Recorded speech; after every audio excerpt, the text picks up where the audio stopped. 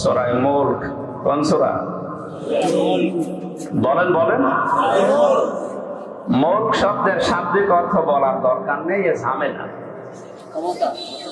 আমরা সূরার অর্থের দিকে যাচ্ছি। তাবারাকা, বরকতময়, আল্লাযী, ওই সত্তা, বিয়াদিহিল মুলক, যার হাতে ক্ষমতা। এই আয়াত পড়লে এই সূরাটার ভেতরে 30টা আয়াত আছে। কয়টা? এশার নামাজের পরে ঘুমানোর আগে কোন মানুষ যদি প্রতিনিয়ত এই সূরাটা পড়ে, আর এর ভেতরে 30টা পয়েন্ট আছে। এই 30টা পয়েন্ট যদিও দুনিয়ার প্র্যাকটিক্যাল লাইফে সত্যি আমল করতে পারে, মরণের পরে এই সূরা কবরে তাকে শাস্তি থেকে বাঁচিয়ে দেবে। এমনকি কিয়ামতের ময়দানে সূরায়ে মুলক আল্লাহর সামনে দাঁড়িয়ে ঝগড়া পর্যন্ত করবে রব্বুল আলামিন। তোমার এই বান্দা তার প্র্যাকটিক্যাল লাইফে আমাকে আমল করেছিল, আমাকে কাজে পরিণত করেছিল, সুতরাং আমি তোমাকে বলছি তোমার এই বান্দাকে তুমি মাফ করে দাও, নয়তো তোমার কোরআন থেকে আমারে কেটে বাদ দিয়ে দাও। আমার মতো সলিমদ্দি আপনার মতো মানুষের জন্য কোরআন থেকে আল্লাহ আয়াত কেটে বাদ দেবে? বলেন বলেন। শেষ পর্যন্ত আল্লাহ আমাকে আপনাকে যারা এই আয়াতটা এখন থেকে আমল করবেন, শেষ পর্যন্ত নবীজি বলেন আল্লাহ তাদেরকে মাফ করে দেবে। কি আছে এই সূরার ভেতরে? যেহেতু 30টা আয়াত আমরা 2টা পড়েছি, অন্তত 2টা পর্যন্ত দেখি কি আছে। বরকতশালী, করুণাময় ওই আল্লাহ যার হাতে রাজত্ব, ক্ষমতা। এটা যদি কেউ বিশ্বাস করে, সে জীবনেও একথা আর বলতে পারবে না ক্ষমতার উৎস জনগণ। তাকে কথা বলা লাগবে, মুখেও বলা লাগবে, বিশ্বাসও করা লাগবে ক্ষমতার একচ্ছত্র মালিকানা আল্লাহর। তাবারাকা শব্দ দিয়ে আল্লাহ আয়াত শুরু করলেন কেন? যতগুলো তাফসীর আমি দেখেছি, মুফাসসিরিন ইকরাম জানিয়েছে যত রকমের দোষ দুনিয়ার মানুষ আল্লাহকে দিতে পারে, সব দোষ থেকে, সব আয়াত থেকে আমার আল্লাহ নিজেকে আগেই মুক্ত ঘোষণা করছেন। পৃথিবীর অনেকে আল্লাহর নামে দোষ দিয়েছে, আল্লাহর সন্তান আছে, এই জন্য আল্লাহ তাদেরকে কাফের ঘোষণা দিয়েছে, তারা খ্রিস্টান। অনেকে আল্লাহর স্ত্রী আছে, আল্লাহর পুত্র আছে, কথা বলার কারণে আল্লাহ তাদেরকেও কাফের বলে ঘোষণা দিয়েছে, তারা ইহুদি। আজ মুসলমান নামধারী অনেকের ভেতরেই এই ধারণা বদ্ধমূল হয়ে আছে। ইহুদি খ্রিস্টানরা সরাসরি আল্লাহকে সন্তান, স্ত্রী আছে এই দোষ দেয়। আমরা নামধারী মুসলমানেরা হয়তো আল্লাহর সন্তান আছে, স্ত্রী আছে, এই কথা বলি না, কিন্তু বলি আল্লাহর সাথে আমার বাবাও আছে। সামনে বসা মুসলমান ভাইরা, পর্দার আড়ালে সম্মানিত মা এবং বোনেরা, প্রশাসনের ভাইরা, প্রাণ প্রিয় কক্সবাজারবাসী, দল, মত, জাতি, বর্ণ, ধর্ম নির্বিশেষে কোরআনে কারীম শোনার জন্য যারা এসেছি, খুশি হয়ে বলছে আলহামদুলিল্লাহ। আল্লাহ রাব্বুল আলামিন বলেন, হাদা বায়ানুল লিন্নাসি ওয়া হুদাও ওয়া মাউইযাতুল লিল মুত্তাকিন। এ কোরআন আমি বিশ্বের মানুষের জন্য বায়ান হিসাবে, বক্তব্য হিসাবে, বর্ণনা হিসাবে নাযিল করেছি। আরবি গ্রামার অনুযায়ী লাম 13টা অর্থে ব্যবহার হয়। তার অন্যতম অর্থ হচ্ছে লাম ব্যবহার করা হয় জীবিত মানুষদের জন্য। কাদের জন্য? কোরআনে কারীম আল্লাহ নাযিল করেছে জীবিত মানুষদের জন্য। তাহলে এর বক্তব্য, বর্ণনা যা কিছু আছে, যতদিন জীবন আছে আপনার ততদিন লাগবে। বিশেষ করে বাংলাদেশ, ভারত, পাকিস্তান, এই 3টা দেশের মানুষ পাল্টিয়ে ফেলেছে এই কথাটাকে। আমরা অনেকে কোরআন পড়ি, তো মানুষ মারা গেলে, মানুষ মরে গেলে কোরআন পড়া দরকার, মরে গেলে কোরআন পড়া না পড়া ওর জন্য সমান, যদি ওর কোরআনের উপরে দুনিয়ায় আমল না থাকে। এই জন্য পড়া লাগবে, তার সামনে বোঝানো লাগবে, বক্তব্য বিবৃতি দেওয়া লাগবে, ওই পর্যন্ত যতক্ষণ ওর জীবন আছে। কি আছে? এ তথ্য কোন শব্দের দ্বারা পেলাম? লামের দ্বারা। কিসের দ্বারা? এই জন্য এখন থেকে এই সিদ্ধান্ত আমাদের নেওয়া লাগবে যে আমরা কোরআন পড়বো, বোঝাবো, এর বক্তব্য বিবৃতি দেব কাদের সামনে? জীবিত মানুষ, না মৃত মানুষ? হ্যাঁ, নবী কোরআনকে আমি বর্ণনা, বক্তব্য, উপদেশ হিসাবে জীবিত মানুষদের জন্য দিয়েছি। এর ভিতরে দুইটা জিনিস আছে, অবদান, পথ নির্দেশিকা আছে, অমাউইযাতুন, উপদেশ আছে তাদের জন্য, লিল মুত্তাকিন, যারা ভদ্রলোক, যারা তাকওয়া অবলম্বন করেছে, যারা আল্লাহকে ভয় করে চলে। কোরআনের উপদেশ কাজে লাগবে তাদের, কোরআনের পথ নির্দেশিকা মেনে নেবে তারা, যারা আল্লাহর ভাষায় ভদ্রলোক। কি লোক? আমরা জানি শয়তান ভদ্র না অভদ্র?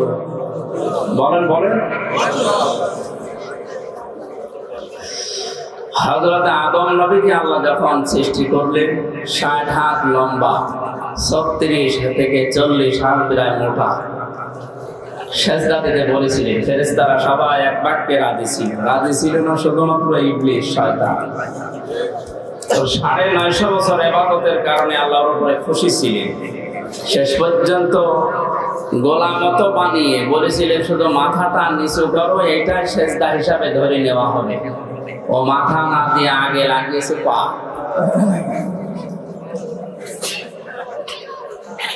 আল্লাহর কাছে আর্গুমেন্ট পেশ করে বলেছিল, আনা খায়রুম মিনহু খালাকতানি মিন নারি ওয়া খালাকতাহু মিন তিন। তুমি আমাকে আগুন দিয়ে বানিয়েছো, আর ওটা বানিয়েছো মাটি দিয়ে। আগুনের কাজ উপরের দিকে যাও, মাটির কাজ নিচের দিকে যাও। শয়তান সর্বপ্রথমে অহংকার করেছিল ক্ষমতা। কিসের কথা বুঝতেছে? ও সর্বপ্রথমে আল্লাহর এই যে বিধানটা, এই আইনটা, আল্লাহর এই বক্তব্য শোনার পরেই বিদ্রোহ করেছিল ক্ষমতা দিয়ে, যে আমার ভেতরে পাওয়ার আছে, শক্তি আছে, আমি জ্বালিয়ে দিতে পারি। কিন্তু মাটি, ওর ভেতরে কিছু নেই, ও পড়ে থাকে। এই আয়াত থেকে তাফসীরকার যারা মুফাসসিরিন ইকরাম ব্যাখ্যায় লিখেছেন, ক্ষমতার অহংকার দুনিয়ায় যদি কেউ করে, শক্তি হোক, টাকা পয়সা হোক, পাওয়ার হোক, যে কোনো ক্ষমতার অহংকার যদি কেউ করে, সে আল্লাহর কাছে শয়তান হয়ে যায়। যেন আমরা এই কাজ যেন কেউ না করি, আমরা যেন বিরত থাকি। আল্লাহ আমাদের তৌফিক দিন, আমিন। আল্লাহর উপদেশ, আল্লাহর ওয়াজ, আল্লাহর পথ নির্দেশিকা গ্রহণ করেনি শয়তান। আজকে জীবিত মানুষদের সামনে আমরা কোরআনে কারীম তেলাওয়াত করেছি। সূরা মুলকের ২টা আয়াত, তাফসীরুল কোরআন মাহফিল এখানে লেখা, আমি তাফসীর আকারে কথা বলবো ইনশাআল্লাহ। তাফসীর শব্দের শাব্দিক অর্থ খুলে ফেলা, উন্মুক্ত করা, আবরণ ফেলে দেওয়া। আপনি সভাপতির বাড়িতে যেয়ে যদি ডাক দেন যে সভাপতি সাহেব বাড়িতে আছে, ওনার ছোট্ট একটা বাচ্চা বেরিয়ে এসে বলছে, আঙ্কেল আমার বাবা বাড়ি নেই, ঢাকায় গেছে, আপনার পরিচয় দেন, আসলে বলবেন। এমন ভাবে আঙ্কেল করে আমার সালাম দিয়েছে, একটি ছেলে না মেয়ে বোঝার কোনো কায়দা নেই।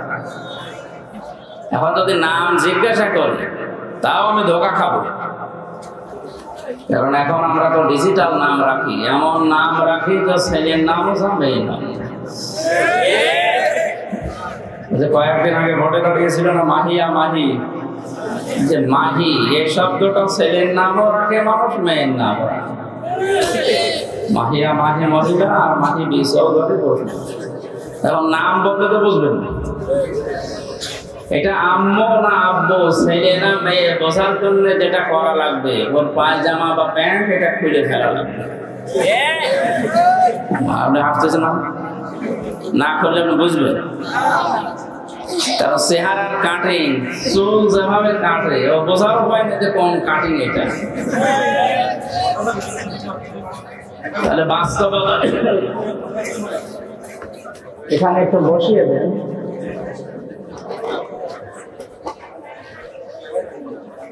তাহলে এর যে আবরণ দেওয়া আছে পায়জামা, প্যান্ট, লুঙ্গি যাই বলেন, এটা যদি খুলে ফেলেন এবার আপনি টের পাবেন যে এটা ছেলে না মেয়ে, আম্মু না আব্বু। কথা বলেন ঠিক কিনা?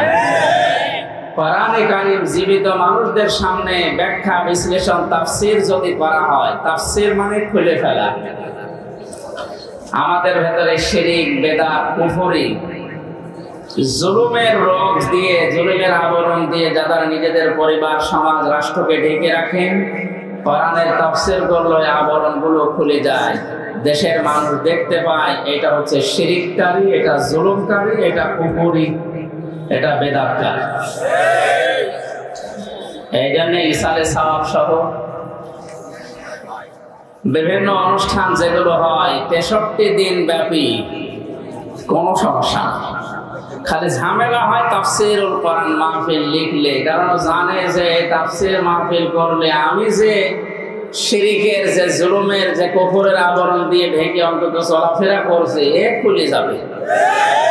মানুষ তখন বুঝবে এই তো 2 নম্বর, এই জন্য ঝামেলা। তারপরে এটা না লিখে ওয়াজ মাহফিল লিখে দিতেন। আল্লাহ কোরআনে যে ওয়াজগুলো দিয়েছেন আমরা ওয়াজ করতাম। তাফসীরুল কোরআন মাহফিল লিখেছেন, সুতরাং আমাকে এই পোস্টার অনুযায়ী অন্তত তাফসীর করা লাগছে। আল্লাহ যেন আমাকে তৌফিক দেন, হেদায়েতমূলক কিছু কথা বলার, আপনাদেরকে শোনার তৌফিক দেন। জোরে বলেন আমিন। আমরা নবীর একটা হাদিস পড়েছিলাম, বিশ্ব নবী বলেন কেউ যদি তার নিজের ঈমানকে পরিপূর্ণ করে নিতে চায়, কিয়ামতের সবচেয়ে এইটাই যদি রাজি থাকেন তাহলে হাত তোলেন, লিল্লাহি তাকবীর। অনেকে হাত তোলেনি, ঠিক আছে, অসুবিধা নেই, না মানলে আমি আর কি করবো। বলি হাক্কুম মির রাব্বিকুম ফামান শাআ ফালিউমিন ওয়া মান শাআ ফালিয়াকফুর। হে নবী, আপনি হক কথাগুলো বলেন, যার ইচ্ছা হয় সে মানুষ, যার ইচ্ছা হয় সে কুফরি করুক। ইন্না আতাদনা লিয-যালিমিনা নারা, জালেমদের জন্য আমি আগুন তৈরি করে রেখেছি। সুতরাং আমার দায়িত্ব হচ্ছে সঠিক কথাগুলো সঠিকভাবে তুলে ধরা, আর আপনার দায়িত্ব হচ্ছে ওই কথাগুলো নিয়ে বাড়ি যেয়ে চিন্তা ভাবনা করা। লাস্তা আলাইহিম বিমুসাইতির, হে নবী, আপনাকে আমি দারোগা পুলিশ করে দুনিয়ায় পাঠাইনি যে মানুষ পিটিয়ে হেদায়েত করা লাগবে, অত দরকার।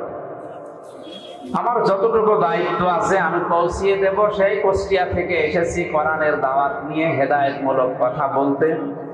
আল্লাহ কপালে যদি হেদায়েত দিয়ে থাকেন আপনি ধন্য। আর যদি আপনার মন মানসিকতা কোরআন থেকে হেদায়েত নেওয়ার মতো না থাকে, আল্লাহ জোর করে আপনাকে আল্লাহর ওলি বানাবে, আল্লাহর অত দায় পড়ে। বিশরে হাফি আবুল বাশারের কথা আমি পড়েছি ইতিহাসে। লোকটা মদখোর ছিল, জেনা ব্যভিচার করে বেড়াতো, বন্ধুদের সাথে যাচ্ছিল। হঠাৎ বিসমিল্লাহির রহমানির রহিম লেখা একটা কাগজ পেয়েছে। কাগজটা হাতে নিয়েই বারবার চমা খায়, শুধু আরবি লেখা। এই কারণে বন্ধুদেরকে ডাক দিয়ে বললেন, যাও তোমরা মদের আড্ডা খানায় যাও, ফার্স্ট কোয়ার্টারে যাও, আজকে আমি আর যাব না। দৌড় দিয়ে বাড়িতে গিয়ে মাকে ডাক দিয়ে বলে, মা দেখেন তো এই কাগজের ভেতরে কার নাম লেখা, আমি তো পড়তে পারি না, মনে হচ্ছে আরবিতে লেখা। মা কোরআনে কারীম পড়তে পারত, কাগজ হাতে নিয়ে দেখে লেখা বিসমিল্লাহির রহমানির রহিম। 19টা অক্ষর আছে আয়াতের ভেতরে। কোন মানুষ যদি সওয়াবের নিয়তে একবার বিসমিল্লাহ পড়ে 190টা নাকি আল্লাহ সঙ্গে সঙ্গে লিখে দেন। সুবহানাল্লাহ। আমাদের সম্পর্ক বিসমিল্লাহর সাথে। কিসের সাথে? বিসমিল্লাহর বাইরে যদি কারো সম্পর্ক থাকে, আপনি তার সাথে সম্পর্ক রাখলে মরবেন। বাশারের মা চোখের পানি ফেলে দিয়ে ডাক দিয়ে বলে, রব্বুল আলামিন, তুমি কি আমার বাশারকে কবুল করেছো নাকি? বলে, কোথায় পেলে কাগজ? পথের মাঝে চলতে গিয়ে পেয়েছি। কি লেখা আছে? বাশারের মা বলে, বাবা, এর ভেতরে তোমার ওই প্রভুর নাম লেখা আছে যিনি তোমাকে বানিয়েছেন। আল্লাহর 3টা নাম লেখা। বাশার ডাক দিয়ে বলে, মা, আমার আল্লাহর নাম, আমার সৃষ্টিকর্তার নাম এখানে লেখা, কোথায় রাখলে সম্মান বাড়বে বলেন তো? মদ খেতে যাওয়া, জেনা করতে যাওয়া যে টাকাগুলো আজকে আমি আর খরচ করিনি, এই টাকা আজকে আমি আর মদ খেতে যাব না। বাজারে গিয়ে মখমলের কাপড় কিনেছে, আল্লাহর এই 3টি নাম করে সুন্দর করে বেঁধেছে, মাথার উপরে রেখে সারাদিন তাকে রেখে সারা রাত পাহারা দিচ্ছে, আল্লাহর নাম কেউ যেন ক্ষতি করতে না পারে। হঠাৎ তার ঘুম এসে গেছে, ঘুমের ভেতরে কে যেন ডাক দিয়ে বলছে, বাশার, পথের মাঝখান থেকে তুলে এনে আমার নামকে যেভাবে সম্মান দিলে, আমিও তোমার নামকে আজকে সাধারণ মানুষের ভেতরে আর না, আমার বিশেষ বিশেষ বান্দাদের সাথে আমার কোরআনে কারিমের আয়াতকে সম্মান দেওয়ার কারণে তোমার নামটা আমার বিশেষ বান্দাদের সাথে লিখে দিলাম। শুধুমাত্র বিসমিল্লাহ শরীফকে সম্মান দেওয়ার কারণে মহান আল্লাহ তার এই মনের দিকে তাকিয়ে কোরআনে কারিমের মাধ্যমে তার হেদায়েত দিয়ে এমন জায়গায় পৌঁছিয়েছিলেন, বাশার বিশরে হাফিয়ে তিনি মস্ত বড় আল্লাহর ওলি পর্যন্ত হয়েছিলেন। আজ এই ময়দানে যারা কোরআনে কারিম আমরা শুনতে এসেছি, আপনার যদি মন তৈরি না হয় যে আমি ভালো হব, কোরআন থেকে হেদায়েত নেব, আর আল্লাহ জোর করে আপনাকে হেদায়েত দেবে, আমার আল্লাহর অত দায় পড়ে নাই। এখানে গুরুত্বপূর্ণ আর একটা কথা কয়েক মিনিটে বলি, মান ইত্তাবাআল হুদা বিগাইরিল কুরআন আদাল্লাহুল্লাহ। তাই ভালো করে শুনুন, আল্লাহর নবী বলে, এটা মুসলিম শরীফের হাদিস, কোন মানুষ যদি কোরআন বাদ দিয়ে পৃথিবীর কোন জায়গায় হেদায়েত পাওয়ার জন্য, ভালো হওয়ার জন্য যায়, আল্লাহ নিজে দায়িত্ব নিয়ে তাকে গোমরা বানিয়ে দেয়। আলেম না এখানে? আল্লাহ নবী দল্লা শব্দ দিতে পারতেন, আদাল্লাহ দিয়েছেন। দল্লা শব্দের শাব্দিক অর্থ হচ্ছে নিজেই নিজেকে পথ ভ্রান্ত করা, নিজেই পথ হারিয়ে ফেলা। আর আদাল্লাহ শব্দের ভাবে ফাআল থেকে আসার কারণে বাংলা অর্থ দাঁড়াবে আপনি নিজে হয়তো ভালো হবার নিয়তে গিয়েছিলেন, কিন্তু কোরআনে কারিম, কোরআনের কর্মসূচি, কোরআনের নিয়ম নীতি সেখানে ছিল না। এই জন্য আল্লাহ নিজে দায়িত্ব নিয়ে আপনাকে আল্লাহ নিজে আরো খারাপ বানিয়ে দেবে। এই হাদিস থেকে বাস্তব যেটা আমার এই চোখে ধরা পড়ছে, কোরআনে কারিম যেই দলে নেই, কোরআনে কারিম যেই দরবারে নেই, কোরআনে কারিম যেই পীরের কাছে নেই, ওখানে যদি কেউ ভালো হওয়ার নিয়তেও যায়, আল্লাহ নিজে তাকে খারাপ বানাবে। এই জন্য আদাল্লাহ শব্দ দিয়েছে। হেদায়েত দেওয়ার একচ্ছত্র মালিকানা নবীজির। কার? বলেন বলেন। তিনি যদি বলেন যে আমি তোকে নিজে গোমরা করে দেব, পথ ভ্রান্ত করে দেব, পথ ভ্রষ্ট করে দেব, কক্সবাজারবাসী বলেন কে আপনাকে হেদায়েত দিয়ে জান্নাতের পথ দেখাবে? আল্লাহ। আপনি কোন জগতে আছেন? ভালো করে শুনতে বলছি। শাব্দিক অর্থ এটা ভাবে ইফআল থেকে আসার কারণে আদাল্লাহুল্লাহ, আল্লাহ নিজে দায়িত্ব নিয়ে, তিনি ফাইল, এখানে তিনি কর্তা, নিজে দায়িত্ব নিয়ে আপনাকে গোমরা বানাবে, খারাপ বানাবে। আর আগে যদি বিড়ি না খেতে, যেখানে কোরআন নেই ওখানে গেলে আপনি বিড়ি খাবে। তার বাস্তব প্রমাণ আমার কুষ্টিয়ার লালনের মাজা। কত মানুষ বিভিন্ন জেলা থেকে যায়, মনে করে যে আল্লাহর ওলি, অথচ কোরআন ওখানে চলে না। এই কথা বলে না কেন? ওখানে মন মন গাঁজা পাওয়া যায়। আর অধিকাংশ মানুষ থাকে মানে উল্টা পাল্টা, নারী নিয়ে যা তা করে, এরপরে লাল পানি মানি খায়। একবার রাত 9টার সময় যে দেখে একজনকে দুধ খাওয়াচ্ছে, বললাম ভাই কি করে? এর গায়ে তো কোনো পোশাক আশাক নেই। তো হুজুর পোশাক নেই তা দেখি, এ আল্লাহর ওলি, এর ভেতরে মাল আছে। মাল যা আছে তা তো দেখা যাচ্ছে।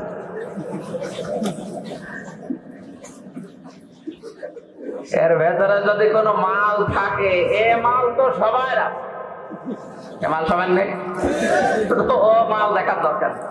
নতুন কোন মাল যদি থাকে ওইটা দেখা। দেখেন এখানে কোরআনের নিয়ম নীতি থাকলে একটা মানুষ, যেখানে হাঁটুর উপরে কাপড় তোলা একজন পুরুষের জন্য নিষিদ্ধ, হারাম, আর উলঙ্গ হয়ে প্রায় বসে আছে, আর ওরে দুধ খাওয়ায় আর মনে করে আল্লাহর ওলি, এখানে কোরআন আছে? বলেন বলেন। অথচ মানুষ যারা যায় ভালো হওয়ার নিয়েতে অনেকে যায়, যে আল্লাহর ওলির দরবারে যাচ্ছে, যাওয়ার পরে দেখা যায় আরো খারাপ হয়। আগে যদি বিড়ি না খেত এখন বিড়ি খায়, আগে গাঁজা খেত না এখন গাঁজা খায়। এখানে আজকের এই ময়দান থেকে সিদ্ধান্ত নেওয়া লাগবে, কোরআন যেখানে নেই ওই দল যদি আমার বাবাও প্রতিষ্ঠা করে আমি ওখানে যাব। যেই দরবারে কোরআন চলে না ও দরবার যদি আমার বাবার দরবার হয় তারপরও আমি যাব না। যদি যাই আমাকে খারাপ বানিয়ে দেবে কে? এ দোষ কার? কারণ কোরআন নেই, তুই ওখানে গেলি কেন? শ্বশুরকে বাবা বলা যায় আছে না? আন্দাজে বলেন কেন শ্বশুরকে বাবা বলতে সমস্যা কি? আজকেও তো শ্বশুর কল দিয়েছিল আমাকে, আমি বললাম আব্বা কেমন আছে, জায়েজ না থাকলে আমি বলতাম, অত আপনি আন্দাজে দিতেছেন না। তো শ্বশুরকে বাবা বলা জায়েজ আছে, কিন্তু নিজের বাবার সামনে যদি বারবার শ্বশুরকে বলেন আব্বা জান আব্বা জান, আর এইটা কে আমি চিনি না, আপনার বাবার রাগ হওয়ার সম্ভাবনা হবে না? কোরআন পাঠিয়েছে আল্লাহ হেদায়েত দেওয়ার জন্য, হাদা বায়ানুল লিন-নাস হুদা ওয়া মাউইযাতুল লিল মুত্তাকিন যালিকাল কিতাবু লা রাইবা ফিহি হুদাল লিল মুত্তাকিন। এরকম বহু আয়াত কোরআনে আল্লাহ দিয়েছেন যে এটা হেদায়েতের কিতাব। মানিত্তাবাআল হুদা ফামান তাবিআ হুদায়া ফালা খাউফুন আলাইহিম ওয়া লা হুম ইয়াহজানুন। এরকম প্রায় 26টা আয়াত আছে কোরআনে কারীম, প্রমাণ করে যে আমি হেদায়েত দেওয়ার জন্য দুনিয়ায় এসেছি। সুতরাং নিজের বাবার সামনে শ্বশুরকে বাবা বলা জায়েজ আছে, তারপরও যদি বারবার বলেন বাবার মনে যেমন দুঃখ লাগার সম্ভাবনা আছে। কোরআন আল্লাহ পাঠালো হেদায়েত দেওয়ার জন্য, এইটা বাদ দিয়ে আপনি যার কাছে যাবেন আল্লাহর তখন আপনার বাবার মতো রাগ হবে, দেখি তোর ওই পীর কেমন করে হেদায়েত দেয়। এই জন্য অধিকাংশ দরবারে গেলে মানুষ আজ হেদায়েত পাওয়ার পরিবর্তে গোমরা হয়ে যাচ্ছে। চট্টগ্রামের মরহুম আব্দুল জব্বারের দরবারে গেলে সন্তামণি কোরআন তুলে দিত যে কোরআন পড়ো আল্লাহকে পেয়ে যাবে। ফরফরা শরীফের যারা পুরাতন পীর ছিল সেখানে গেলে মানুষ আগে বলতো যে কোরআন শরীফ তুলে দিলাম আল্লাহকে পেয়ে যাবেন যান। এখন অধিকাংশ দরবারে আর কোরআন তুলে দেয় না, দেয় কি? বিভিন্ন নামের জিকির দেয়।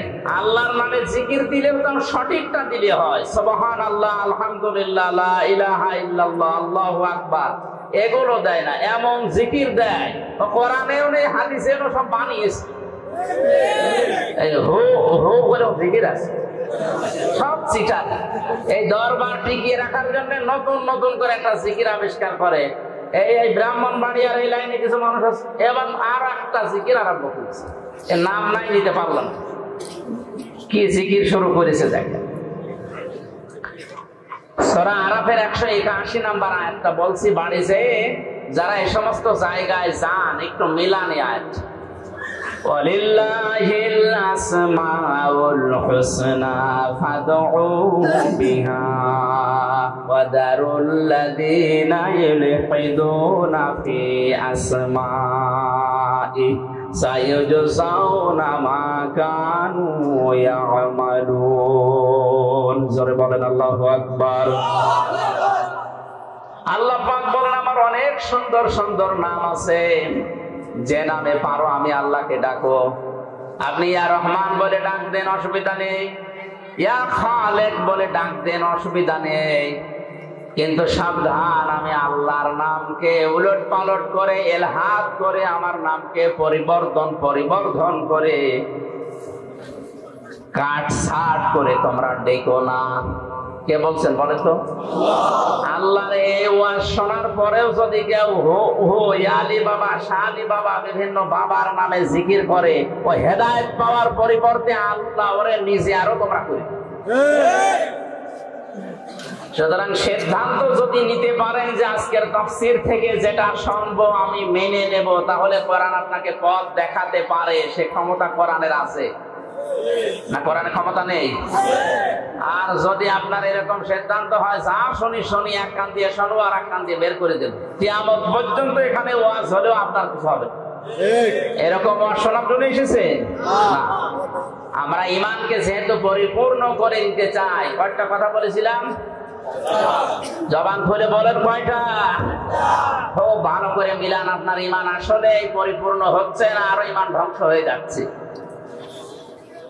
আল্লাহর নবী বলেন মান আহাব্বা লিল্লাহ, কেউ যদি তার ঈমানকে পরিপূর্ণ করে নিতে চায়, সে যাকে ভালোবাসবে সেটা যেন আল্লাহর জন্য বাসে, দুনিয়ার কোন স্বার্থ পাওয়ার জন্য না, দুনিয়ায় কোন নামের জন্য না, ভাইরাল হওয়ার জন্য না। সে শুধু ভালোবাসবে কাউকে। কার জন্য? আমাদের আজ এইটা কিন্তু দিন দিন কমে যাচ্ছে। আমরা আল্লাহর জন্য কাউকে ভালোবাসতে পারছি না। কাউকে যদি কেউ ঘৃণা করে, কাউকে যদি কেউ ছেড়ে দিতে চায়, সে যেন অবশ্যই আল্লাহর জন্য ছেড়ে দেয়। আপনি যদি কোনো মানুষকে ছেড়ে দিতে চান, বন্ধুত্ব ছিল 20 বছরের, এখন আর রাখতে পারছেন না, দেখবেন এই লোকটা আল্লাহ রাসূলের বিরুদ্ধে গেছে, এই জন্য আমি আর ওর সাথে নেই। আজ 50 বছরে দলে আছি, কিন্তু এখন দেখি এটা কোরআন হাদিসের বাইরে। যদি ঈমান পরিপূর্ণ করে নিতে চান, এই মুহূর্তে আপনাকে তালাক দেওয়া লাগবে।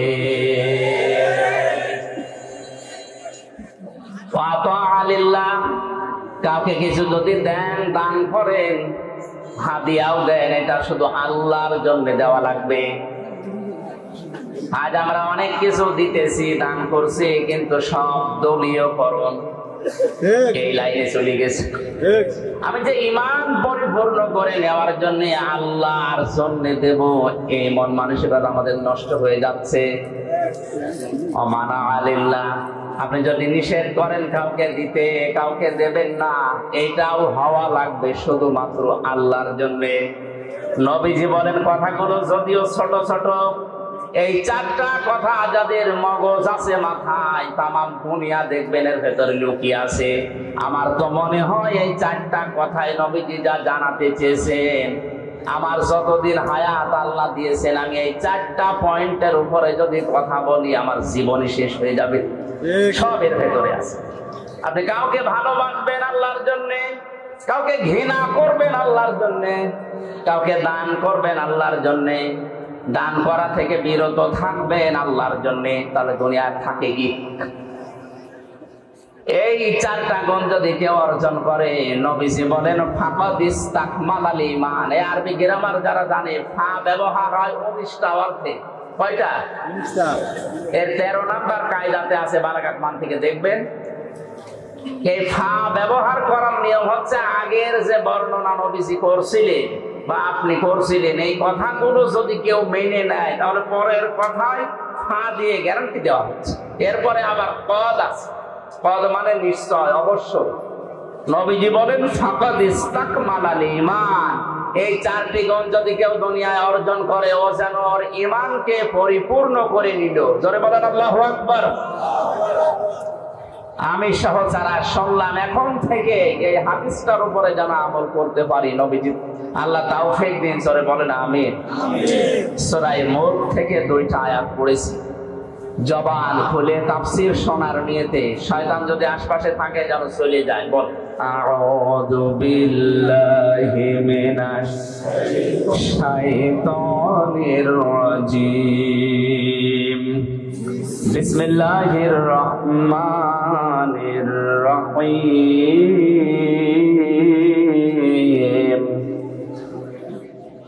তাবারাকাল্লাযী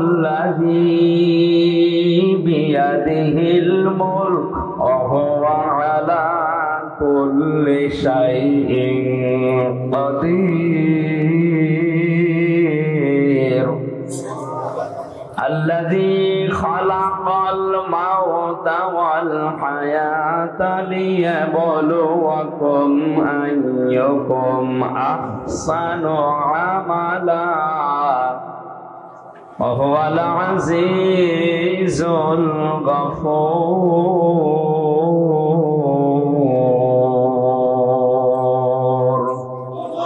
সাদাকাল্লাহুল আযীম। সূরা মুলক কোন সূরা? বলেন বলেন। মুলক শব্দের শাব্দিক অর্থ বলার দরকার নেই, এ ঝামেলা। আমরা সূরার অর্থের দিকে যাচ্ছি। তাবারাকা বরকতময়, আল্লাযী ওই সত্তা, বিয়াদিহিল মুলক যার হাতে ক্ষমতা। এই আয়াত পড়লে এই সূরাটার ভেতরে 30টা আয়াত আছে। কয়টা? এশার নামাজের পরে ঘুমানোর আগে কোন মানুষ যদি প্রতিনিয়ত এই সূরাটা পড়ে, আর এর ভেতরে 30টা পয়েন্ট আছে। এই 30টা পয়েন্ট যদিও দুনিয়ার প্র্যাকটিক্যাল লাইফে সত্যি আমল করতে পারে, মরণের পরে এই সূরা কবরে তাকে শাস্তি থেকে বাঁচিয়ে দেবে। এমনকি কিয়ামতের ময়দানে সূরায়ে মুলক আল্লাহর সামনে দাঁড়িয়ে ঝগড়া পর্যন্ত করবে রব্বুল আলামিন। তোমার এই বান্দা তার প্র্যাকটিক্যাল লাইফে আমাকে আমল করেছিল, আমাকে কাজে পরিণত করেছিল, সুতরাং আমি তোমাকে বলছি তোমার এই বান্দাকে তুমি মাফ করে দাও, নয়তো তোমার কোরআন থেকে আমারে কেটে বাদ দিয়ে দাও। আমার মতো সলিমদ্দি আপনার মতো মানুষের জন্য কোরআন থেকে আল্লাহ আয়াত কেটে বাদ দেবে? বলেন বলেন। শেষ পর্যন্ত আল্লাহ আমাকে আপনাকে যারা এই আয়াতটা এখন থেকে আমল করবেন, শেষ পর্যন্ত নবীজি বলেন আল্লাহ তাদেরকে মাফ করে দেবে। কি আছে এই সূরার ভেতরে? যেহেতু 30টা আয়াত আমরা 2টা পড়েছি, অন্তত 2টা পর্যন্ত দেখি কি আছে। বরকতশালী, করুণাময় ওই আল্লাহ যার হাতে রাজত্ব, ক্ষমতা। এটা যদি কেউ বিশ্বাস করে, সে জীবনেও একথা আর বলতে পারবে না ক্ষমতার উৎস জনগণ। তাকে কথা বলা লাগবে, মুখেও বলা লাগবে, বিশ্বাসও করা লাগবে ক্ষমতার একচ্ছত্র মালিকানা আল্লাহর। তাবারাকা শব্দ দিয়ে আল্লাহ আয়াত শুরু করলেন কেন? যতগুলো তাফসীর আমি দেখেছি, মুফাসসিরিন ইকরাম জানিয়েছে যত রকমের দোষ দুনিয়ার মানুষ আল্লাহকে দিতে পারে, সব দোষ থেকে, সব আয়াত থেকে আমার আল্লাহ নিজেকে আগেই মুক্ত ঘোষণা করছেন। পৃথিবীর অনেকে আল্লাহর নামে দোষ দিয়েছে, আল্লাহর সন্তান আছে, এই জন্য আল্লাহ তাদেরকে কাফের ঘোষণা দিয়েছে, তারা খ্রিস্টান। অনেকে আল্লাহর স্ত্রী আছে, আল্লাহর পুত্র আছে, কথা বলার কারণে আল্লাহ তাদেরকেও কাফের বলে ঘোষণা দিয়েছে, তারা ইহুদি। আজ মুসলমান নামধারী অনেকের ভেতরেই এই ধারণা বদ্ধমূল হয়ে আছে।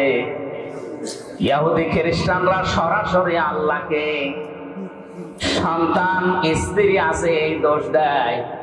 আমরা নামধারী মুসলমানেরা হয়তো আল্লাহর সন্তান আছে, স্ত্রী আছে এই কথা বলি না, কিন্তু বলি আল্লাহর সাথে আমার বাবাও আছে।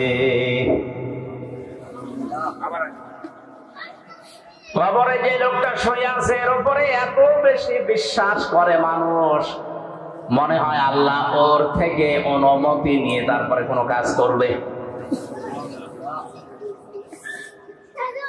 যে সমস্ত বিষয়ে মানুষ আল্লাহর সাথে শিরিক করতে পারে, তাকে দোষ দিতে পারে, সব রকমের অক্ষমতা, দুর্বলতা, সব রকমের দোষ থেকে, আয়েব থেকে আমার আল্লাহ নিজেকে মুক্ত ঘোষণা দেওয়ার পরে এমন একটা শব্দ দিয়েছেন, বিয়াদিহিল মুলক, আমি আল্লাহর কুদরতি হাতে দুনিয়ার সব ক্ষমতা। ওয়া আলা কুল্লি শাইইন কাদির, সব কিছুর উপরে আমি আল্লাহরই ক্ষমতা চলে।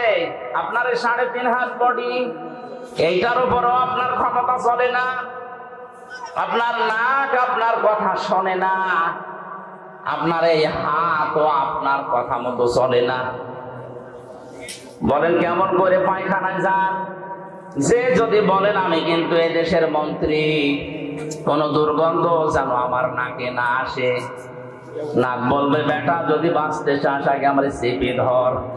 কথা বলছে না কেন? নাকও আপনার কথা শোনে না। আপনার শরীরের অঙ্গ প্রত্যঙ্গ গুলোই তো শুনছে না।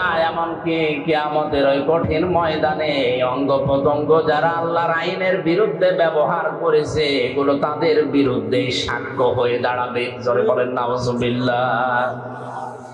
আল্লাহ রাব্বুল আলামিন বলেন, আল-ইয়াওমা নাখতিমু আলা আফওয়াহিহিম ওয়া তুকাল্লিমুনা আইদিহিম ওয়া তাশহাদু আরজুলুহুম বিমা কানু ইয়াকসিবুন। সূরা ইয়াসিনের 5 নম্বর আয়াতে আছে, কিয়ামতের দিন আল্লাহ মানুষের মুখের উপরে মোহর লাগিয়ে দেবে, সেলাই করে দেবে। হাত আল্লাহর সাথে কথা বলবে। আইদিহিম দিয়ে আল্লাহ শুধুমাত্র এই হাত বোঝাননি, হাত মানে বিভিন্ন রকমের হাত দুনিয়ায় মানুষের চলতে গেলে থাকে। কথা বলে না, কত রকমের হাত দুনিয়াতে আপনি ব্যবহার করেন। কেউ এই হাত ব্যবহার করছে, কেউ টাকা পয়সার হাত ব্যবহার করে, কেউ ক্ষমতার হাত ব্যবহার করে। দুনিয়ায় যে হাত ব্যবহার করে আপনি আল্লাহর বিরুদ্ধে, মানবতার বিরুদ্ধে অবস্থান নিয়েছিলেন, কিয়ামতের দিন ওই হাতগুলো আপনাকে আল্লাহর বিরুদ্ধে সাক্ষী দেওয়ার জন্য, আপনার বিরুদ্ধে আল্লাহর কাছে সাক্ষী দেওয়ার জন্য দাঁড়াবে।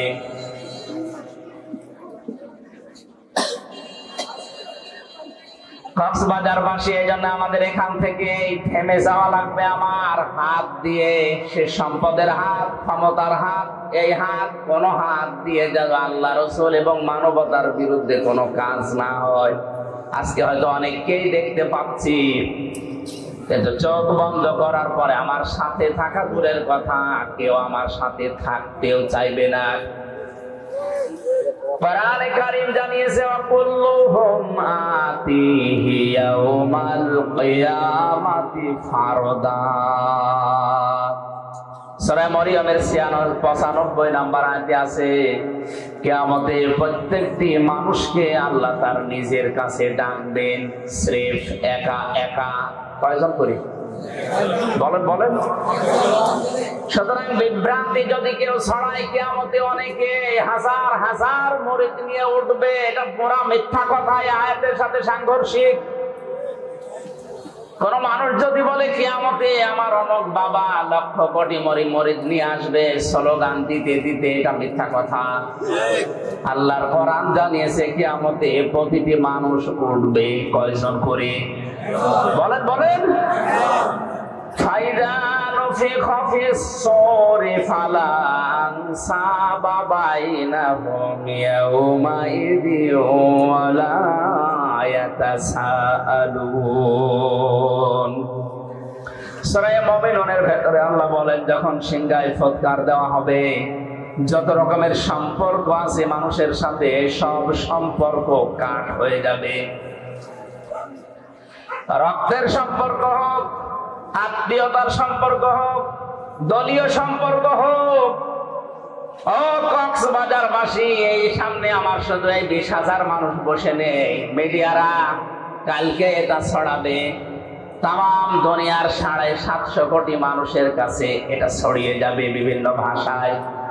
সবাইকে সামনে নিয়ে বলছি, কিয়ামতের ময়দানে সব সম্পর্ক কাট হয়ে যাবে। ওয়ালা ইয়াতাসালুন, এমনকি কেউ কারো সম্পর্কে কোনো প্রশ্ন করার সুযোগ পাবে না। পরিচয় থাকলেও পরিচয় দিতে চাইবে না, ভুলে যাবে। এই জন্য আমার এখনই সাবধান হওয়া দরকার। আজকের এই মাহফিলে সচেতন হওয়ার জন্যই দিয়েছে আল্লাহ। যেহেতু সব কিছুর উপরে ক্ষমতাবান, তার দিকে ভরসা আমারে ঠিক ওই পরিমাণ করা দরকার। কথা বলেন ঠিক কিনা? আমার বাস্তব জীবনের কথা বলছি। আমার দুইটা মেয়ে আছে, একটা 10 বছর, একটা এই 3.5-4 বছর। আমি উপরের দিকে ভাবে ছুড়ে মারলেও কান্নাকাটি করে, আর ছোটটারে উপরে তুললে ও যত উপরে তুলতে চায় তত আরো হাসে। বড়টা জানে যে আমার বাবা যদি উপরে আমার ছুড়ে মারে আমার ধরতে পারবে না, পড়ে গেলে আমার লাগবে, আমার ব্যথা লাগবে। আর ছোটটার ভেতরে এখনো পর্যন্ত ওই বুঝ আসেনি, ওরে যত উপরে ছুড়ে মারি তত হাসে। কারণ ওর বিশ্বাস আছে আমার উপরে, আমার বাবা যত উপরে মারুক না কেন নিচে হাত দিতে রাখবে।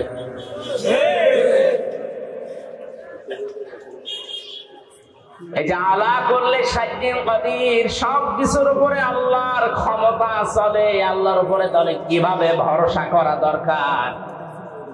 আমার মেয়ে ফারিহা জান্নাতের মতো ভরসা আমার উপরে যেভাবে করে, ওই ভরসা এখন আমাদের আল্লাহর উপরে নেই। আল্লাহ রাব্বুল আলামিন তখন তার ক্ষমতার কথা, ভরসার কথা, দোষ ত্রুটির মুক্তির কথা বলছিলেন। এই যে বিয়াদিহিল মুলকের ভেতরে লক্ষ লক্ষ কথা তাফসিরে আছে। হঠাৎ করে আল্লাহ আলোচনার ধরন পাল্টিয়ে ফেললেন। তার ক্ষমতার কথা, নির্দোষের কথা, পবিত্রর কথা, এগুলো বলতে বলতে আল্লাহ সব পাল্টিয়ে আলোচনার ধরন পাল্টিয়ে দিয়ে বললেন, এবার মানুষের জীবন এবং মৃত্যু সংক্রান্ত ভয়ঙ্কর দুইটা তথ্য আল্লাহ দিয়েছেন। জবান খুলে বলেন, আল্লাযী খালাকাল মাউতা ওয়াল হায়াতা লিয়াবলুয়াকুম আইয়ুকুম আহসানু আমালা ওয়াল আজিজুল গফুর।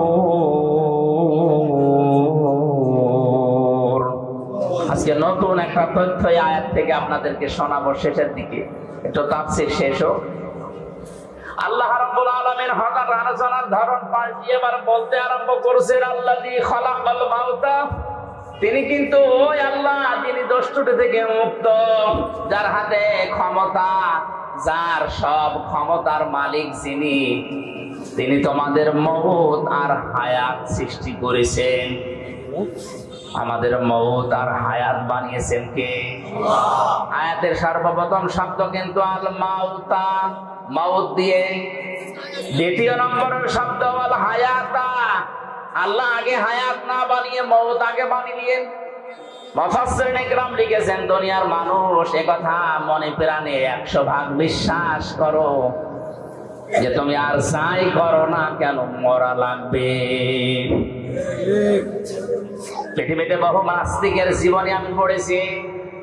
সালমান রুশদি সহ ডক্টর আহমেদ শরীফ, কত নাস্তিক যারা আল্লাহকে পর্যন্ত বিশ্বাস করেনি, কিন্তু এই কথা তারা বিশ্বাস করে বলতে বাধ্য হয়েছে যে মরা লাগবে। কি করা লাগবে? 6665টা আয়াত পর্যন্ত অনেকে অস্বীকার করেছে, এখনো করছে, ভবিষ্যতেও করতে পারে। একটা মাত্র আয়াত কেউ অস্বীকার করেনি, করতেও পারবে না কিয়ামত পর্যন্ত। কুল্লু নাফসিন যায়িকাতুল মাউত সুম্মা ইলাইনা তুরজাউন। আল্লাহ পাক বলেন, অবশ্যই সবাইকে মরা লাগবে, ফিরে আসা লাগবে আমি আল্লাহর কাছে। কার কাছে? মাউতা শব্দ আল্লাহ দিয়েছে। তাফসীরে আমি মাউতের ধরন পেয়েছি, মানুষের মরণের যন্ত্রণা পেয়েছি প্রায় 10 রকম। মরণের পরে অধিকাংশ মানুষের এই আকৃতি আর থাকবে না। কোরআন জানিয়েছে, ইউরাফুল মুজরিমুনা বিসিমাহুম ফায়ুখাযু বিন-নাওয়াসি ওয়াল আকদাম। জবান খুলে কোরআনের আয়াত বলেন, ফাবিআইয়ি আলা'i রাব্বিকুমা তুকাজ্জিবান। কিয়ামতের ময়দানে পাপিষ্ঠদেরকে আমি আল্লাহ জিজ্ঞাসা করব না, ও হামজা এই কাজ করেছিলে না? দুনিয়ার মানুষ আমরা দেখি আদালতে, এই 3টা বছর আমি জেলখানায় ছিলাম, যতবার আদালতে গেছি সাক্ষী নেয়, এমনকি আমাকেও বিচারক জিজ্ঞাসা করে আপনার নামে এই অভিযোগ আপনি করেছেন কিনা। উনি নিচে যেহেতু জানে না, উকিল যারা দাঁড়ায় তাদের কথাও শুনে বিশ্বাস পায় না, শেষ পর্যন্ত আমারে জিজ্ঞাসা করে আপনি এই অপরাধ করেছেন কিনা। আল্লাহ পাক বলেন, মানুষের এই বিচার ব্যবস্থা আমি আল্লাহর বিচার সম্পূর্ণ আলাদা। যেহেতু বিচারক ওই জায়গায় ছিল না, ওর অতীত বর্তমান ভবিষ্যৎ কিছু জানা নেই, এই জন্য জিজ্ঞাসা করি না এটা করেছেন কিনা। আমি আল্লাহর সব জানা আছে, এই জন্য কাউকে তার পাপের কথা আমি জিজ্ঞাসা করব না, ওর শরীরের ভেতরে ওই চিহ্ন ফুটিয়ে তুলব। তাফসীরে 10 প্রকার মানুষের নাম আমি পেয়েছি। অনেক মানুষ মরণের পরেই তার চেহারা পাল্টিয়ে কুকুরের মতো হয়ে যাবে। আপনি যতই সুন্দর করে কাফন দাফন দিয়ে উপরে ফুলের পাহাড় লাগিয়ে দেন, ভেতরে আল্লাহ তার আকৃতি কুকুর বানিয়ে দিয়েছে। কুকুরের চেহারা হবে কাদের? তাফসীরে আছে, মুফাসসিরিনে কেরাম জানিয়েছেন, দুনিয়ায় কুকুরের স্বভাবকে, একটা কুকুরকে আপনি খাবার দেবেন, যা দিয়েছেন ও যদি মরণ পর্যন্ত খায় তাও শেষ হবে না। পাশেরটা যদি কিছু দেন হামলা দেবে। এক কথা বলছে না, কুকুরের এই চরিত্র, এই স্বভাব আজ বাংলাদেশে অনেকের ভেতরে আছে। নিজের যা সম্পদ আছে, যা উপার্জন করেছে, ও যদি মরণ পর্যন্ত খায় তাও শেষ হবে না, এরপরেও মানুষেরটা হামলা দেয়। এ ধরনের মানুষ দিন দিন কমে যাচ্ছে। হ্যাঁ, 15-20 বছরে আরো বেড়েছে। নিজের যা আছে আমার মনে হয় ওর 14 বংশ কোনদিন শেষ হবে না খেয়ে, এরপরেও পাশেরটায় হামলা দেয়। আল্লাহর কসম, কোরআনে কারিমের সূরা রহমানের এই আয়াত থেকে বলছি, মরণের পরে আপনার আকৃতি থাকবে না, যদি থাকে তাহলে কোরআনের এই আয়াত মিথ্যা হয়ে যাবে। এখন বলে না কেন? এখানে সমস্যা আছে। ইউটিউবার যারা আছে যে ভিডিও করছে, এই কথাটা মনে হয় কাট করে কালকে ছেড়ে দেবে যে হুজুর কোরআন মিথ্যা হয়ে যাবে, এই কথা। আমি এটা বললাম, আমি করোনা নিয়ে একটা তথ্য দিয়েছিলাম ভোলাতে, এরা কাটসাট করে এমন ভাবে উপস্থাপন করেছে, রিমান্ডে আমারও জিজ্ঞাসা করে আপনি এটা বলেছেন, অথচ আমি তো ওইটা বলতে চাইনি। আগের কথা পরের কথা কেটে দিয়ে এখানে বসাব করিবেন, না করিলে 50 টাকা দেবেন। বসাব যদি নাও লাগে টাকা বাঁচানোর জন্য করে শেষে ধরা খায়। আমার এই ধরা খাইয়েছে এরা, এই কাটসাট করে 2 মিনিট 2.5 মিনিট করে ছাড়ে, আর এইগুলো আমার রিমান্ডে জিজ্ঞাসা।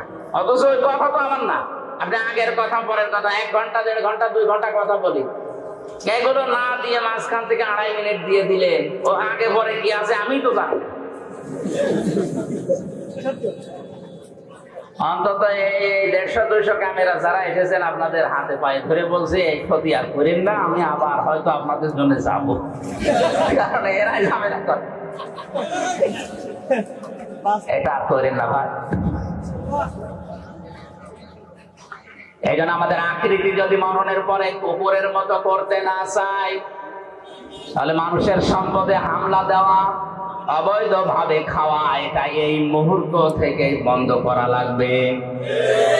কিছু মানুষের আকৃতি হবে সাপের মতো, সর্পের মতো। সাপের কাজ হচ্ছে একটা মানুষকে সবল দেয়, লোকটা মারা যায়, সাপের কোনো লাভ। এই জবাব দেন না কেন?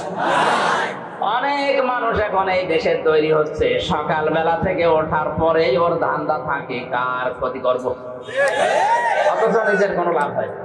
মাঝখান থেকে লোকটা 2 বছর জেল হয়ে যায়, আমার পেছনে যারা লেগে আমার এই 3 বছরে জেল খাটিয়েছে তাদের কোনোই লাভ হয়নি।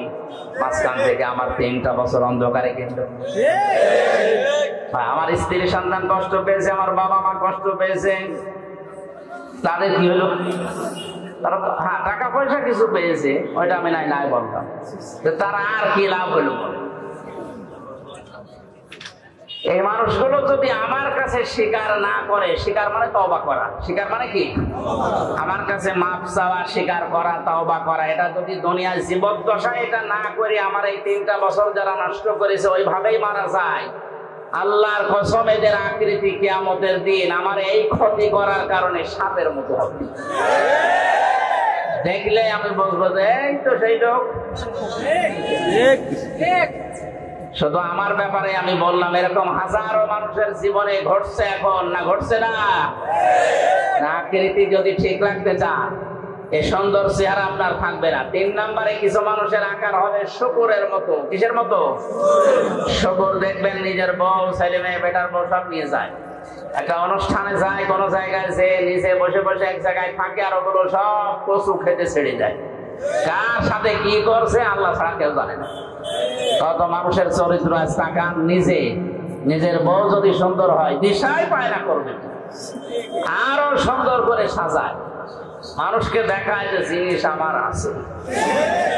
জিনিস আছে আপনি নিজে দেখেন, মানুষ দিয়ে দেখানোর দরকার কি?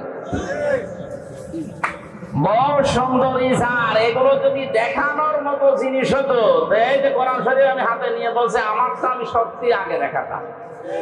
আপনার দেখো আমার বউ একেবারে কম সুন্দর তা রিমান্ডে একটা কথা বলতেন, রিমান্ডে আমার বিয়ের একটা ছবি ছিল মোবাইলে, ছবি উল্টাতে উল্টাতে বলছে হুজুর আপনার এই মোবাইলে পূর্ণিমার ছবি। পূর্ণিমা মানে পূর্ণিমা আমি কোথায় পাবো? এই যে এটা আমার বউ। হ্যাঁ হুজুর এত সুন্দর বউ কি করে পাইল? এই বউ দাম তুলে নিয়ে আসবো।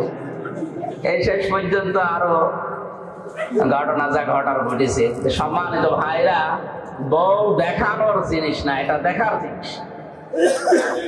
মেয়ে লোকের এই চেহারা, এই সৌন্দর্য শুধুমাত্র তার স্বামীর জন্য, তার বাবার জন্যও না। এক কথা বলেন না কেন?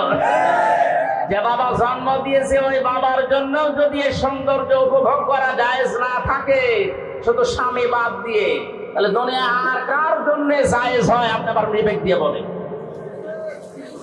এরপরও যদি কেউ নিজের বউকে, নিজের যুবতী মেয়েকে আরো সুন্দর করে সাজিয়ে প্রদর্শন করেন যে জিনিস আমার আছে দেখো, কিয়ামতের দিন আপনার এই আকৃতি থাকবে না, আপনি শুকর হয়ে উঠবেন। জোরে বলেন নাউযুবিল্লাহ। কত মানুষ আল্লাহওয়ালা দেখতে মনে হয়, নামাজ পড়ে, তাহাজ্জুদের নামাজ পর্যন্ত পড়ে, কিন্তু বাড়িতে এই পর্দার ব্যাপারে উদাসীন, কিছু মনেও করে না। আমার জেলাতে একবার ম্যাট্রিক পরীক্ষা দিতে নিয়ে যাবে মেয়েকে, এই 16 বছর 17 বছর বয়স এরকম যুবতী মেয়েকে ম্যাট্রিক পরীক্ষা দেওয়ার জন্য বাবা এই ভ্যানের পেছনে বসে ঘন্টা দিয়ে তসবিহ নিয়ে আল্লাহ আল্লাহ করছে, আর মেয়েকে সামনে বসিয়েছে। আমি মোটরসাইকেল নিয়ে সামনে দিয়ে যাচ্ছিলাম, ডাক দিয়ে বলছে মুরব্বী এইভাবে আছেন একেবারে সব কিছু ঢেকে। বলছে বাবাজি দিনকাল ভালো না, কার মেয়ের দিকে নজর দেয় বলা যায় না, এই জন্য আমি আল্লাহ আল্লাহ করছি। সামনে এটাকে আমার মেয়ে পরীক্ষা দিতে যাচ্ছে, তা আপনি সামনে ক্ষেপণাস্ত্র ফিট করে রেখেছেন আর পড়ছেন সুবহানাল্লাহ আলহামদুলিল্লাহ, আল্লাহ এ কাজ হবে? আগে ওইটা ঢাকে, আপনার মাথায় পাগড়ি দেওয়ার দরকার নেই, পাগড়ি ওই মেয়ের মাথায়। এই জন্য আকৃতি যদি শুকুরের মতো করতে কেউ না চান, এই মুহূর্তে নিজের বউকে, নিজের বোনকে, বেটার বউকে, নিজের মেয়েকে পর্দার ভেতরে নিয়ে আসে। আপনাকে বাঁচার জন্য আমি বললাম, এরকম 10 প্রকার আছে, আমি সবগুলো বলতে পারছি না। কয়টা পর্যন্ত করবো? 12টা না শেষ করবো?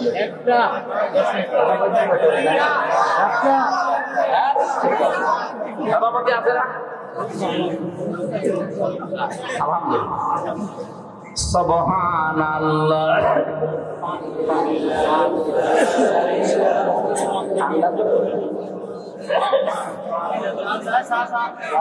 নিয়ে আসার দরকার নেই, এটা থাকলে দেন, না থাকলে থাক। হ্যাঁ ঠিক আছে। সুবহানাল্লাহ আলহামদুলিল্লাহ লা ইলাহা ইল্লাল্লাহ সুবহানাল্লাহ আলহামদুলিল্লাহ লা ইলাহা ইল্লাল্লাহ।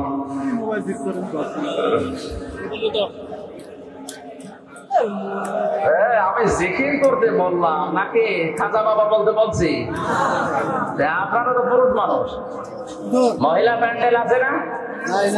ওই জায়গায় যদি যে বলতাম যে জিকির করেন, ওরা এমন আওয়াজ দিত এর থেকে 3 গুণ আওয়াজ হইত। আমি তো মহিলা প্যান্ডেলের জিকিরের চট্টগ্রাম বিভাগে বিভিন্ন জায়গায় হয়, এগুলো দেখেছি। জিকির করতে বললাম, আপনারা যেখানে জিকির করছেন এখানে পুরুষ মানুষ আছে তো? দেখেন তো আগে, দেখেন দেখেন না কেন পুরুষ নেই? জিকির করেন সুবহানাল্লাহ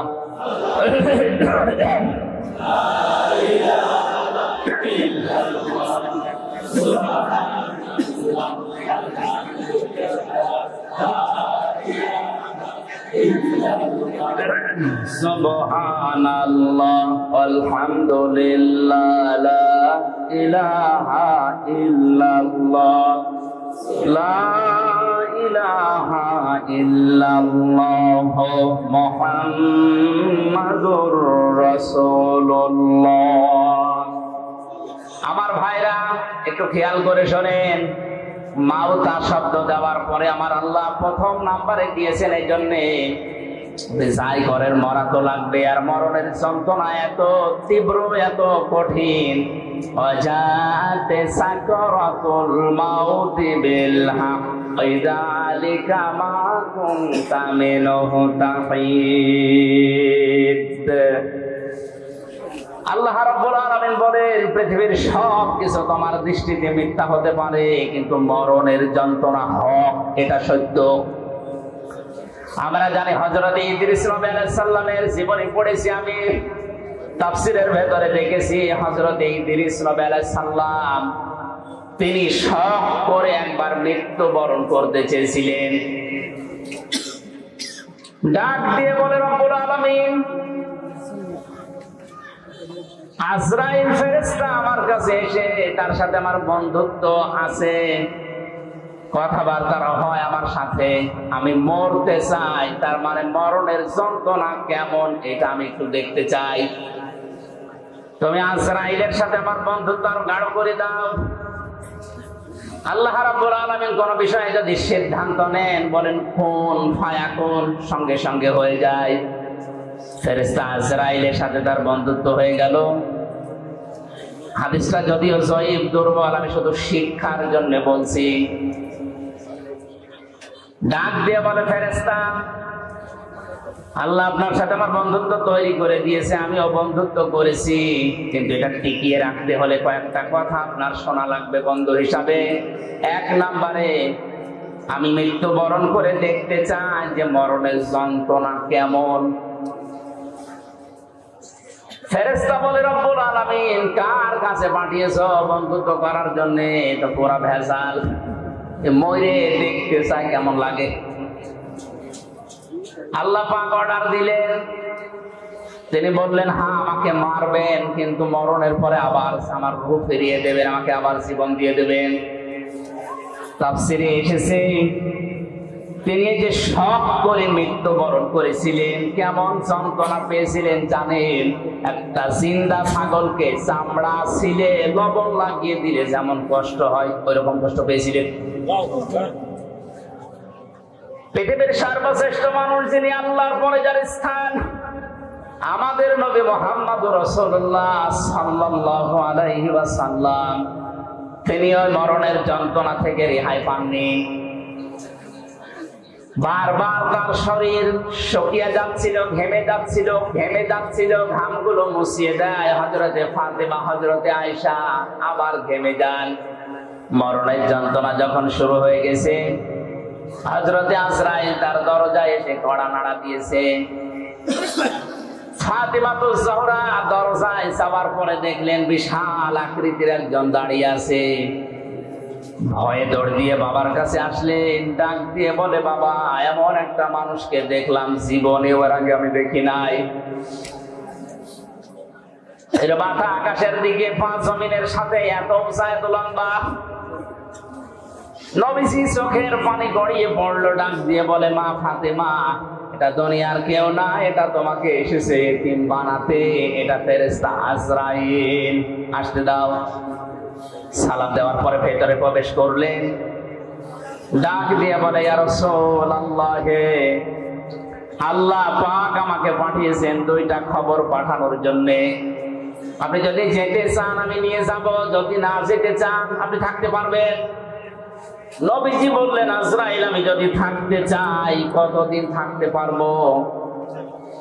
ফেরেশতা বলে, হ্যাঁ আপনি যতদিন ইচ্ছা ততদিন থাকতে পারবেন। তারপরে কি? মরা লাগবে। তারপরে কি? কারণ হচ্ছে আল্লাযী খলাকাল মাউতা, আল্লাহ সর্বপ্রথম বানিয়েছেন মউত। আপনি আল্লাহর প্রিয়, আল্লাহর বন্ধু, আল্লাহর দোস্ত, আল্লাহর হাবিব, সব ঠিক আছে। আপনি যতদিন থাকতে ইচ্ছা করেন ততদিন থাকতেও পারবেন, কিন্তু ফাইনাল কথা, মরা লাগবে। নবীজি বললেন, আজরাইল, মরাই যদি লাগে তাহলে নশ্বর দুনিয়ায় থেকে আমার আর লাভ নেই। মহান আল্লাহ যদি আমার অপেক্ষায় অপেক্ষমান থাকে তারা আমাকে নিয়ে চলো। আজরাইল বলেন, আমি শুধু হাতটা তার বুকের উপরে রাখলাম। বিশ্বনবী ডাক দিয়েই বললেন, আজরাইল, তাড়াতাড়ি তোমার হাত আমার বুকের উপর থেকে সরাও, মনে হচ্ছে উহুদ পাহাড় আমার বুকের উপরে রেখে দিয়েছো।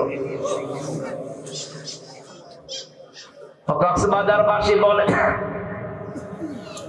যে লোকটা জীবনে কোনোদিন হাত তুলে মোনাজাত করলে আল্লাহ ফেরত দেওয়া দূরের কথা, মনের ভেতরে আকাঙ্ক্ষা আসলে যার দোয়া কবুল হয়ে গেছে। জোহরের নামাজ পড়ছিলেন তিনি বাইতুল মুকাদ্দাসের দিকে।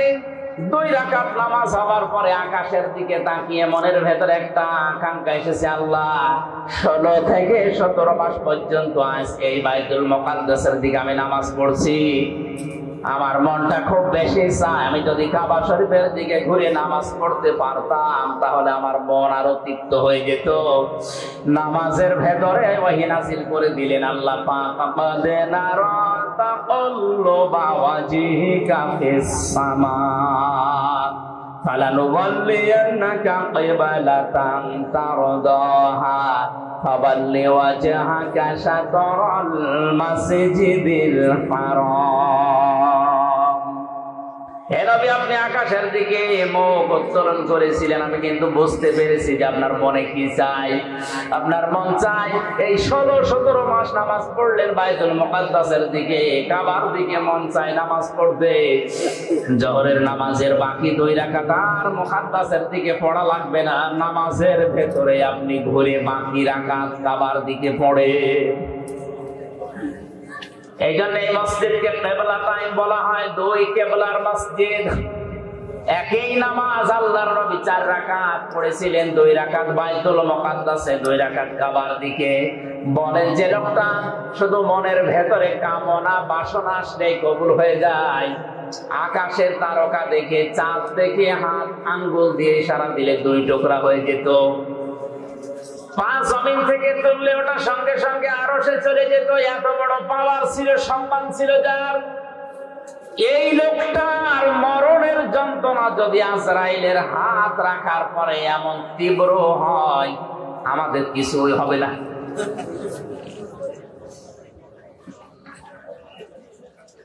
হযরত ঈসা আলাইহিস সালামের ঘটনা আমি তাফসিরে বাইজাবের ভেতরে পড়েছি।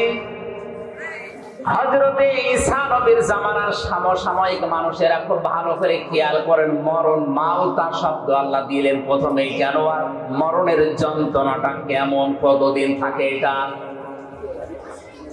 হযরতে ঈসা নবীর উম্মতেরা ডাক দিয়ে বলেন, আল্লাহর নবী আপনি বিভিন্ন মুজিজা দেখিয়েছেন, আজকে একটা নতুন মুজিজা আপনাকে দেখানো লাগবে।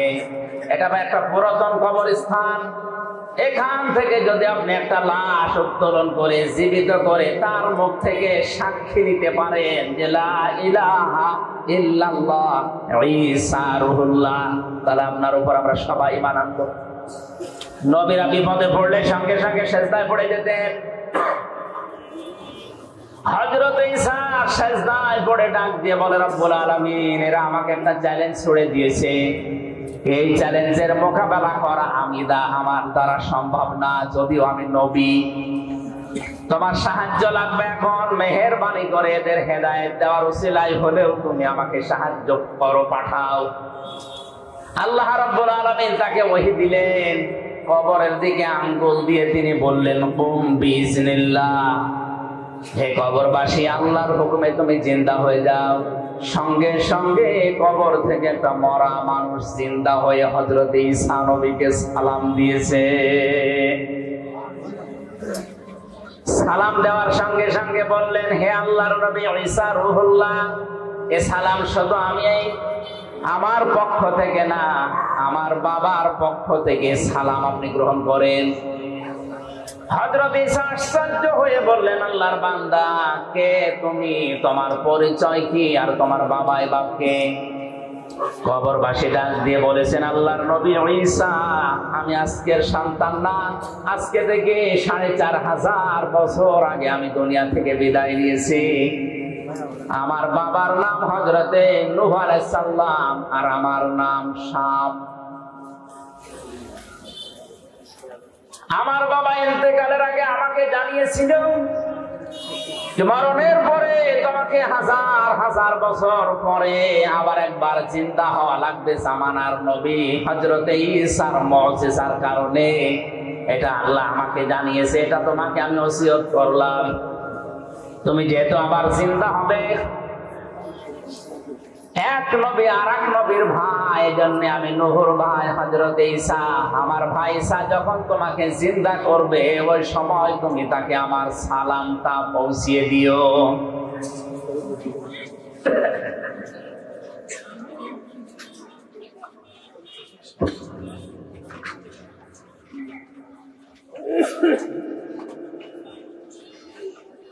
হযরতে ঈসা রূহুল্লাহ আশ্চর্য হয়ে বললেন, শাম,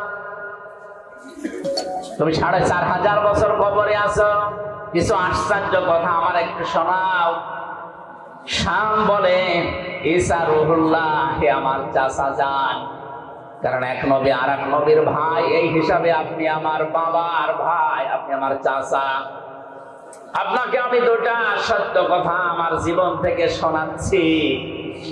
তাফসীরে বাইজাবি মুফাসসির লিখেছেন, ১ নম্বরে তিনি বলেছিলেন, আল্লাহর নবী ঈসা আমার চাচা।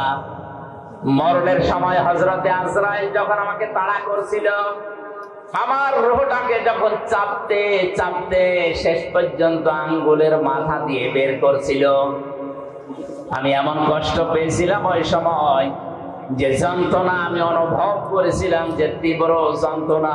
৪৫০০ বছর এই কবরে পড়ে আছি, এখন ওই যন্ত্রণা আমার শরীর থেকে যায়নি, এখনো ব্যথা করে।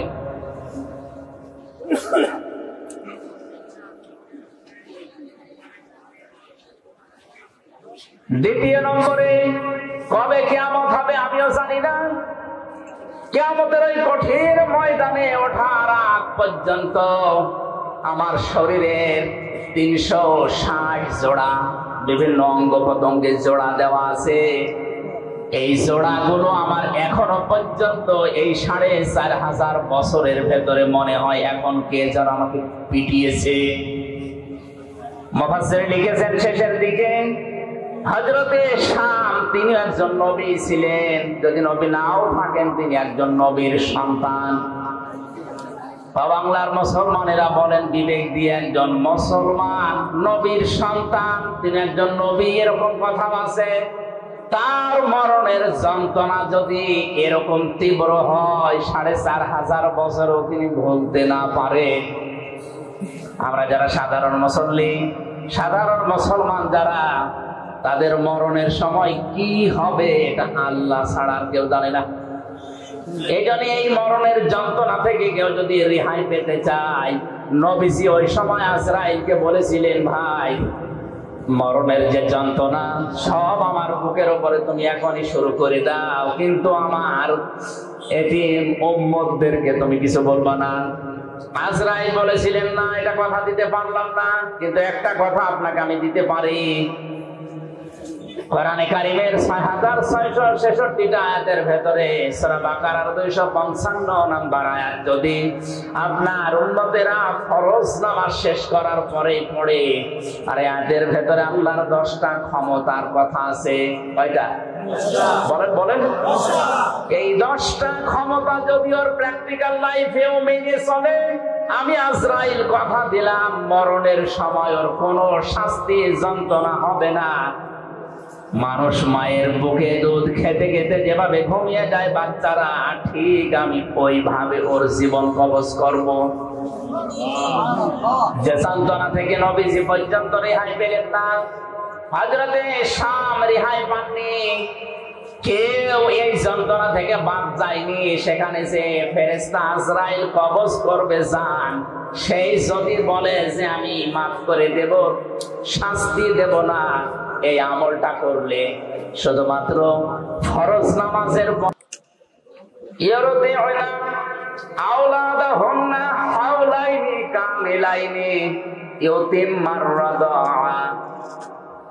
শব্দটা মজারে, মুআন্নাস না, এটা হচ্ছে মুযাক্কার শব্দ। পুরুষের জন্য আল্লাহ ব্যবহার করেছেন। এই আয়াত দ্বারা বোঝা যায় দুধ পান করার দায়িত্ব বাবার। বাবা টাকা পয়সা খরচ করে হলেও মাকে দিয়ে এই দায়িত্ব পালন করাবে। মা যদি দুধ পান না করায় মায়ের গুনাহ হবে না। বাবা যদি টাকা পয়সা দিয়ে খরচ করে হলেও সন্তানকে বাঁচিয়ে রাখার জন্য মাকে দিয়ে দুধ পান করায়, এটা বাবার দায়িত্ব। মা দায়িত্বটা পালন করে দেয়, টাকা পয়সা না নিয়ে, এটা আমাদের উপরে হিসাব। আমার ভাইরা, আমি এতিমমার ব্যাখ্যাটা যাচ্ছি না। আমার শব্দটা 2 বছর বাদ চলে গেল, 24 মাস, 30 মাসে আর কয় মাস থাকে? বলেন বলেন। মুফাসসিরিন ইকরাম লিখেছে, একটা মানুষকে কমপক্ষে মায়ের পেটে থাকা লাগবে সর্বনিম্ন 6 মাস। বিজ্ঞানে আয়াত গবেষণা করে জানিয়েছে 6 মাসের আগে কোন সন্তান যদি দুনিয়ায় আসে, ওটা তার বাবার বৈধ সন্তান না, ওইটা হচ্ছে অন্য বাবার দেওয়া। ওইটা কি বলেন না কেন? বলেন বলেন। সূরা কলমের 13 থেকে 17 পর্যন্ত এখানে প্রায় 13টা গুণ, 9টা গুণ আছে। যারা যারো সন্তান দুনিয়ায়, এদের 9টা গুণ আল্লাহ এখানে দিয়েছে। পৃথিবীতে যারা যারো সন্তান, তাদের 9টা গুণাবলী আছে। 1 নম্বরে গুণাবলী, এরা কোরআন বিরোধী। বাংলাদেশ সমাজ, বিশ্বে যারা সত্যি সত্যিই কোরআনের আলোচনা বিরোধী, কোরআন বিরোধী, এদের জন্ম আল্লাহ ছাড়া আর কেউ জানে না। ওর মাও যদি বলে না এটা আমারই, আমার বিশ্বাস হবে না। এজন্য আপনার জন্ম হয়তো ঠিক আছে, কোরআনের বিরুদ্ধে যে নিজের জন্ম খারাপ করবেন এমন কপাল পোড়া আপনি হবেন। আপনি থেমে যান।